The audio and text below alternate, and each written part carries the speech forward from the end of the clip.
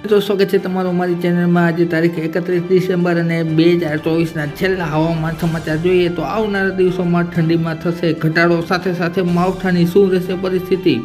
તેને લગતી સંપૂર્ણ વાત કરતાં પહેલાં જો અમારી ચેનલ બનાવો હોય તો ચેનલ સબસ્ક્રાઈબ કરી વિડીયો લાઇક તથા શેર કરી દેજો। મિત્રો તારીખ 1 જાન્યુઆરીના તાજા હવામાન સમાચાર જોઈએ તો તાપમાનમાં વધારો થશે, જેમાં ખાસ કરીને છે એ મોટાભાગના વિસ્તારમાં રાજ્યના 23થી લઈ અને 25 ડિગ્રી જેટલું મહત્તમ તાપમાન બપોરના સમયે જોવા મળી શકે છે, જેના હિસાબે ઠંડીમાં થોડો ઘટાડો આવશે। પરંતુ રાત્રિગાળા સમય દરમિયાન છે એ ઠંડીની સારી એવી ચમક જોવા મળશે, પરંતુ રાત્રે પણ ઠંડકનો થોડો ઓછો અનુભવ થશે। એટલે કે આ ગઈકાલે અને પરમ દિવસ જેવી ઠંડી પડી તેવી આવનારા દિવસોમાં 3 થી 4 દિવસ ઠંડી નહીં જોવા મળે। મિત્રો ત્યારબાદ મુખ્ય વાત કરીએ તો ફરીથી પશ્ચિમી વિક્ષોભની અસર હેઠળ છે એ કસરૂપી વાદળો છે એ દેખાવા લાગ્યા છે, જે આવતીકાલે પણ જોવા મળશે। ગુજરાતના વિવિધ વિસ્તારોમાં ને પવનની સ્થિતિ જોઈએ તો પવન છે મુખ્યત્વે ઉત્તર પૂર્વનો જોવા મળશે, સાથે સાથે એક પશ્ચિમી વિક્ષોભ છે એ પશ્ચિમમાંથી આવી રહ્યું છે અને પૂર્વ તરફ ગતિ રહ્યું છે, જેના હિસાબે આ પશ્ચિમી વિક્ષોભ અસર હેઠળ આવનારા દિવસોમાં કેવું રહેશે વાતાવરણ તેને લગતી સંપૂર્ણ વાત કરતા રહેશું, માટે વિડીયો પર બનેલા રહેજો। મિત્રો પશ્ચિમી વિક્ષોભ છે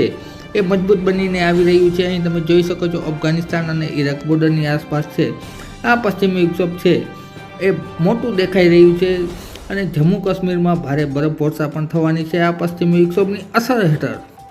ત્યારબાદ મિત્રો વાત કરીએ 3 અને 4 જાન્યુઆરીની તો આ પશ્ચિમી વિક્ષોભ છે WDE નબળું પડી જશે અને જમ્મુ કાશ્મીરના વિસ્તારોમાં છે જેના હિસાબે બરફવર્ષા પણ ઓછી થશે અને સાથે સાથે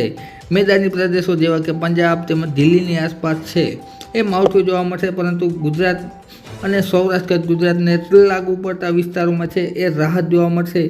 આગામી 4 તારીખ સુધી કોઈ માવઠું નથી, પરંતુ 5 તારીખના રોજ ફરીથી છે એ મહત્ત્વની વાત કરીએ તો વાદળો છે મધ્યમ લેવલના વાદળો છે એ જોવા મળી શકે છે સુરત,